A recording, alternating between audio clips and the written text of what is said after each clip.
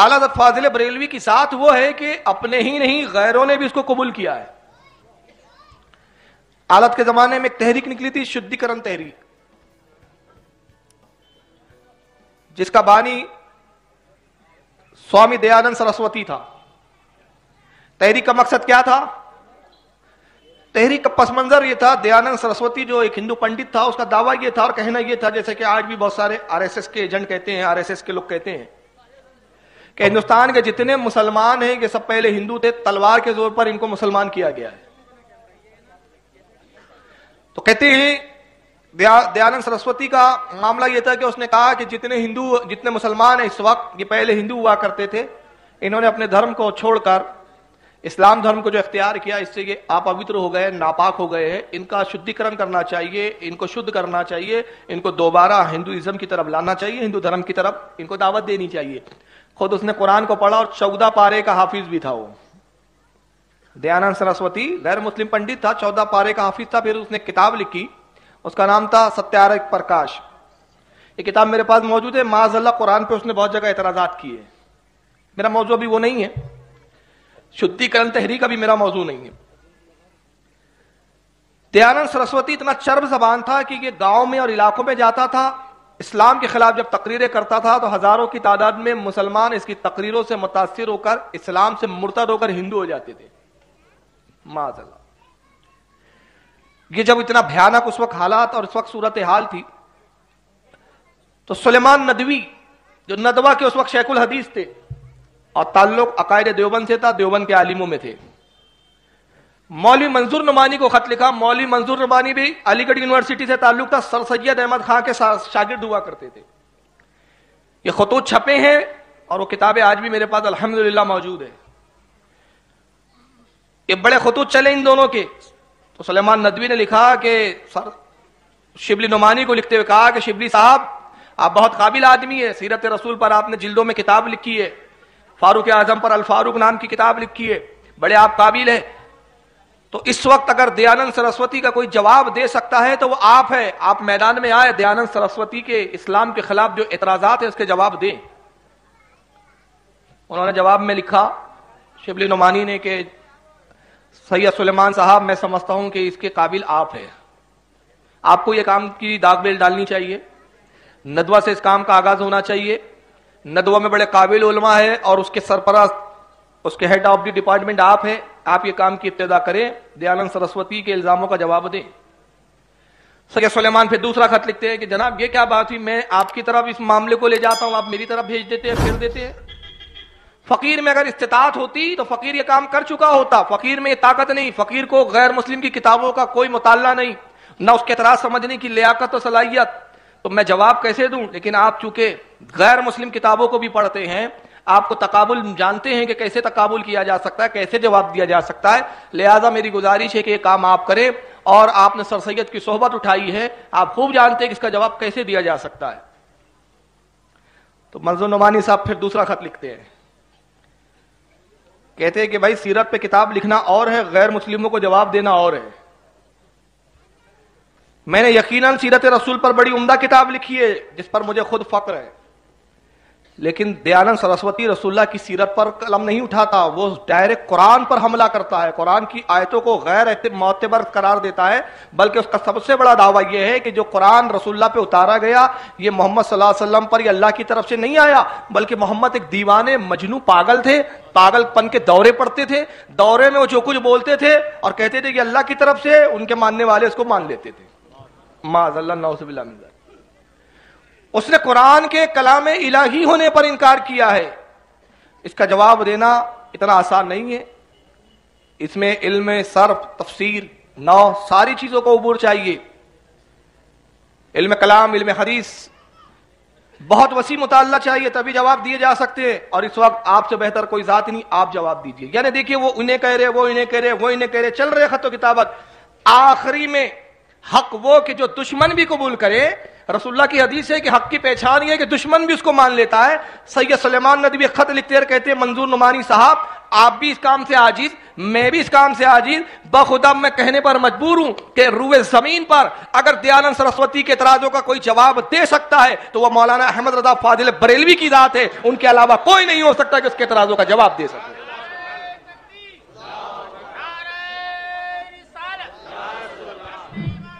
زندہ باد، سبحان اللہ سبحان اللہ۔ اور پھر اعلیٰ حضرت نے یہ کام کیا، اعلیٰ حضرت نے کہا یہ دیانند سرسوتی کی حیثیت کیا ہے کہ میں جواب دوں، اس کے لیے میرے شاگرد کافی ہے۔ ایک ٹیم ورک قائم کیا اعلیٰ حضرت فاضل بریلوی نے، اور ایک کمیٹی دیانند سرسوتی کے خلاف تشکیل دی گئی کہ مسلمانوں کے ایمان کو بچاؤ، اور اس کمیٹی کا صدر بنایا تھا حضور اشرفی میاں کو، صاحب سجادہ کچوٹا شریف۔ اشرفی میاں صدر بنے، اور حضرت علامہ نعیم الدین مراد آبادی علیہ رحمہ کو سیکرٹری بنایا اس کمیٹی کا، اپنے صاحبزادے حضور مفتی اعظم کو نائب سیکرٹری بنایا، جوائنٹ سیکرٹری، حجت الاسلام کو نائب صدر بنایا گیا، اور مولانا نعیم الدین مراد آبادی علیہ رحمت و رضوان جو فیض یافتہ تھے بارگاہ اعلیٰ حضرت کے، ان کو زور دیا، کہا کہ آپ سنسکرت سیکھیے، اور اعلیٰ حضرت نے ان کی رہنمائی فرمائی، اور انہوں نے سنسکرت سیکھی، سنسکرت پر عبور حاصل کیا، اور اس کے بعد یہ پوری ٹیم کیا کرتی تھی، جہاں معلوم ہوتا کہ اس گاؤں میں دیانند سرسوتی آیا یہ پہنچ جاتے تھے، اور دیانند سرسوتی کے پہنچنے کے بعد اس کو مناظرے کے چیلنج کیے جاتے۔ اب دیکھیں کیسے کیسے آفتاب بنائے تھے اعلیٰ حضرت نے۔ یہ مولانا نعیم الدین مراد آبادی جو مناظرے کے چیلنج کرتے ہیں، دیانند سرسوتی جیسی سنتا تھا کہ حضور سید نعیم الدین مراد آبادی آ رہے ہیں، پہلے ہی بوریا بسترا لے کے بھاگ جاتا تھا، کہتا تھا ان کے سامنے نہیں بیٹھ سکتا۔ اتفاق سے ایک بار پکڑ میں آئی گیا، جب علامہ نعیم الدین نے اس کو پکڑا تو مناظرہ کرنا پڑا، مجبوری تھی، عزت بچانا تھا۔ مناظرہ شروع ہوا، دیانند سرسوتی نے الزام رکھا، کہا کہ رسول اللہ پہ جو کچھ اترتا ہے اللہ کی طرف سے نہیں ہے، یہ اللہ کی کتاب نہیں ہے۔ کہا پھر کس نے لکھی، کیسی کتاب ہے؟ تو کہا کہ محمد صلی اللہ علیہ وسلم پہ جنون طاری ہوتا تھا، دیوانگی آتی تھی، دیوانگی میں کچھ بڑبڑاتے تھے، ماننے والے سننے والے لکھ لیتے تھے، اور محمد کہتے تھے جو کچھ تم نے لکھا، جو کچھ میں نے کہا ہے یہ اللہ کی طرف سے ہے، معاذ اللہ استغفر اللہ۔ تو علامہ نعیم الدین مراد آبادی علیہ رحمہ نے دیکھیں کتنے منٹوں میں مناظرہ ختم کیا ہے، منٹوں میں، گھنٹوں میں نہیں، منٹوں میں۔ کہا دیانند سرسوتی سنو، تم اگر کہتے ہو کہ یہ اللہ کی طرف سے نہیں ہے تو پھر میں تمہیں ایک چیلنج دیتا ہوں۔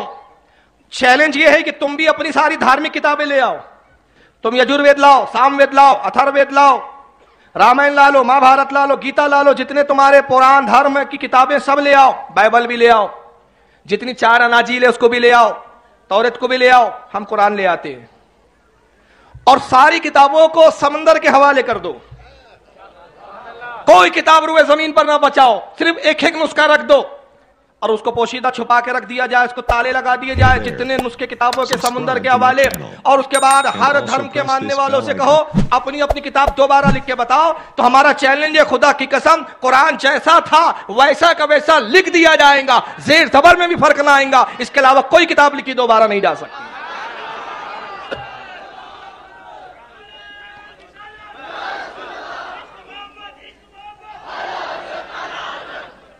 کیونکہ قرآن ایک ایسی کتاب ہے جو اللہ کی طرف سے ہے، اور جب اللہ کی طرف سے تو خدا بند قدوس خود فرماتا ہے، اے اللہ فرماتا ہے یہ کتاب ہے حبیب ہم نے آپ پر نازل کی ہے، اِنَّا نَحْنُ نَزَّلْنَا الذِّكْرَ وَإِنَّا لَهُ لَحَافِظُونَ، اے حبیب ہم نے اس کلام کو آپ پہ اتارا اور اس کی حفاظت کا ذمہ ہم خود لیتے ہیں، اور حفاظت ایسی کہ تم اوراق کو بدل سکتے ہو، صفحات کو بدل سکتے ہو، عبادتوں کو مٹا سکتے ہو، ہم نے دلوں میں راسخ کر دیا، دلوں سے کیسے مٹاؤں گے، دلوں سے کیسے نکالوں گے، اور اتنا پختہ یاد کروا دیا اپنے نبی کی امت کے لوگوں میں کہ ایک حافظ پڑھتا ہے، اگر زیر میں بھی غلطی ہو جائے تو پیچھے سے 10 لوگ ٹوک دیتے ہیں، جناب زیر غلط پڑھا ہے، زبر غلط ہو گیا ہے۔ یہ وہ کتاب ہے، اور آج بھی ہاتھ کنگن کو آرسی کیا، قرآن عظیم اللہ کی طرف سے ہے، اس لیے اللہ نے آسان کر دیا زبانوں پر، بچہ بھی یاد کر لیتا ہے، ورنہ قرآن کے علاوہ جتنے مذاہب کی کتابیں ہیں ان مذاہب کے ماننے والوں میں آج بھی کوئی بھی اپنی ایک کتاب کا بھی پورا حافظ موجود نہیں ہے۔ کہ اعلی حضرت کا ورک تھا، یہ اعلی حضرت کا کام تھا۔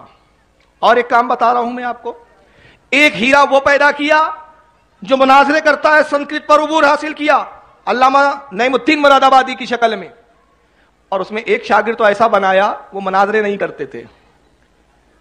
ان کا حال کیا تھا, انہوں نے بھی ایک مرتبہ دیانند سرسوتی کو پکڑا, پتا چلا فلاں گاؤں میں, تاریخ میں گاؤں کا بھی نام موجود ہے, مجھے گاؤں کا نام ابھی یاد نہیں ہے, اور اس لیے نہیں ہے, سن لیجئے وجہ. میں آیا تو مجھے عنوان ہی نہیں پتا تھا کیا ہے یہاں کا, تو یہ آنے کے بعد پتا چلا عنوان تو دو ہے, عقائد بھی ہے اور اعلیٰ حضرت بھی ہے.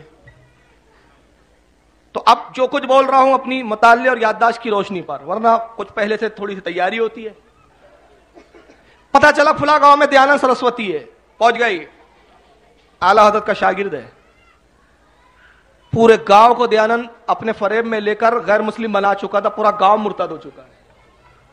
حال یہ تھا کہ جب یہ اس گاؤں میں پہنچے تو کسی نے اپنے گھر میں پناہ تک نہیں دی ان کو. مسجد ویران تھی, مسجد میں قیام کیا, اور مسجد میں آرام کر رہے ہیں, انتظار کر رہے ہیں کہ کس روز دیانند سرسوتی کا پروچن ہے, ذرا پتہ لگاؤ. معلوم ہوا کہ کل پروچن کرنے والا ہے. جب اس نے اپنی مجلس سجائی, دیانند نے ابھی شروع ہی کیا تھا کہ آپ پہنچ گئے جلسہ گاہ میں. تب جتنے لوگ تھے سب خلاف ہو چکے تھے, ان کو پکڑ لیا اور دھکا دینے لگے, کہا کہ تم مجلس خراب کرنے آئے ہو, پروچن خراب کرنے آئے ہو. تو انہوں نے کہا میں خراب کرنے آیا ہوں, دیانند سے صرف 2 بات کرنا ہے مجھے, صرف 2 بات, 2 سے تیسری بات نہیں ہوگی. اور اگر تم سچے ہو تو ڈرتے کیوں, مجھے کہنے دو جو میں کہنا چاہتا ہوں. دیانند نے کہا آنے دو. قریب پہنچے, کہا دیانند سنو, یہ جتنی آبادی بیٹھی ہے سب بھولے بھالے مسلمان ہیں, علم نہیں رکھتے. ان میں سے بہت سے وہ لوگ ہیں جو قرآن بھی نہیں پڑھ سکتے. جب یہ قرآن نہیں سمجھ سکتے تو بیچارے سنسکرت کیا پڑھیں گے, انہوں نے گرنتھوں کی شکلیں بھی نہیں دیکھی ہے. مناظرے بہت ہو گئے, بہت ہو گئی مباحثے. اگر تم سچے ہو اور میرا دعویٰ ہے کہ میں سچا ہوں تو دیانند سنو, میں تمہیں چیلنج کرتا ہوں, اور چیلنج یہ کہ ابھی آگ لگاؤ, تو بھی کود میں بھی کود, جو بچ گیا وہ حق پر ہے. دیانند نے کہا کہ یہ کیا بات ہوئی, تمہارے ہاں تو آگ میں جلنا ہی حرام ہے. آگ میں جلنا حرام ہے نا, تو تم کیا خودکشی کرو گے؟ تو آپ مسکرائے, کہا کہ اس کا معاملہ جو ہے وہ میرے سپرد کر اور میرے رب کے سپرد ہے. تو پوجتا ہے نا, دیکھے تیرا معبود تجھے بچاتا ہے کیا, تو پوجتا ہے نا. آپ مطالبہ کرتے رہو, بہانے کرتا رہا, گاؤں کے لوگ دیکھتے رہے کہ تماشا چل رہا ہے. دیانند تیار نہیں, تو گاؤں کے وہی لوگ جو ابھی مرتد ہو گئے تھے کھڑے ہوئے کہا کہ سوامی جی اگر آپ سچے تو سچ تو کہہ رہا ہے, جس آگ کو آپ نے برسوں پوجا ہے وہ آگ نے تو آپ کی محافظت کرنا چاہیے, حفاظت کرنا چاہیے, آپ کودتے کیوں نہیں؟ کہا کودوں کیسے, ارے میں کیا, میرے کپڑے جل جائیں گے, جب کپڑے نہیں بچ سکتے تو میں کہاں سے بچوں گا. تو آپ نے کہا کہ دیکھو جس کی یہ پجاری ہے اس معبود سے اتنا اس کو خوف ہے, اور میرا ایمان دیکھو کہ جس رب کو میں مانتا ہوں اس پر اتنا یقین ہے کہ جس مخلوق کو اس نے آگ کی شکل میں پیدا کیا میں جانتا ہوں کہ مجھے نہیں جلا سکتی, اس لیے کہ میرے حبیب کا, میرے رسول کی محبت کا نور ایمان اس آگ پر غالب آئے گا. میرا جسم تو بڑی دور کی بات ہے, میں قسم کھا کے کہتا ہوں میرے لباس کا ایک تار بھی اس آگ کے اندر نہیں جلے گا. اللہ سبحان اللہ. اور یہ کہہ کر اس ساتھ نے اپنا امامہ آگ میں پھینکا. امامہ آگ میں پڑا رہا, جب ہاتھ ڈال کے نکالا تو امامے کا ایک تار بھی نہیں جلاتا. کہا جب میرے امامے کا ایک تار ہی آگ نہیں جلا سکتی تو مجھے کیا جلائیں گی. ساری آبادی دوبارہ کلمہ پڑھ کے مسلمان ہوتی ہے, اور سوامی بھاگتا ہوا نظر آتا ہے. کون ذات تھی یہ حضرت علامہ حشمت علی خان علیہ رحمت و رضوان تھے. دنیا جنہیں شیر بشیر سنت کے نام سے ایسے ہیرے پیدا کیے اعلیٰ حضرت نے. اور حجت الاسلام, حجت الاسلام کا وقت بڑا کم ہے, قلیل وقت ہے, زیادہ عمر نہیں پائی, مگر ان کا حال تو یہ ہے کہ ریلوے اسٹیشن پہ کھڑے ہیں. اتنے حسین تھے کہ پوچھئے مت, بڑے حسین تھے. ایک پنڈت جی آتے ہیں, کبھی حجت الاسلام کو دیکھتے ہیں, کبھی ساتھ کے لوگوں کو دیکھتے ہیں, کبھی حجت الاسلام کو دیکھتے ہیں, کبھی ساتھ کے لوگوں کو دیکھتے ہیں. پھر ایک شخص کے قریب پہنچے, کہا یہ کون حضرت ہے؟ کہا یہ حجت الاسلام علامہ حامد رضا ہے. کہا بریلی کے جو مولانا ہیں انہی کے صاحبزادے؟ کہا جی انہی کے صاحبزادے ہیں. قریب پہنچا, کہا کہ حامد صاحب ہاتھ بڑھائیے اور مجھے کلمہ پڑھوا دیجئے. کہا کس چیز نے تجھے متاثر کیا؟ کہا صرف اس بات میں کہ میں آپ کے چہرے پر میں نے نگاہ ڈالی تو نور پایا, اور جب دل پہ نگاہ ڈالی تو میں نے دیکھا آپ تو خاموش کھڑے, دل آپ کا اللہ اللہ کر رہا ہے. جس کا ذکر دل خاموشی میں بھی کرے وہ ذات کتنی سچی ہوں گی, اور جب حامد کا یہ حال ہے تو محمد کا کیا حال ہوگا. میں کلمہ پڑھتا ہوں. یہ وہ ذاتیں تھی جو اعلیٰ حضرت نے جو ٹیم ورک کیا ہے. میں وقت پر پھر وہ کچھ حالات ضمناً بیان کروں گا.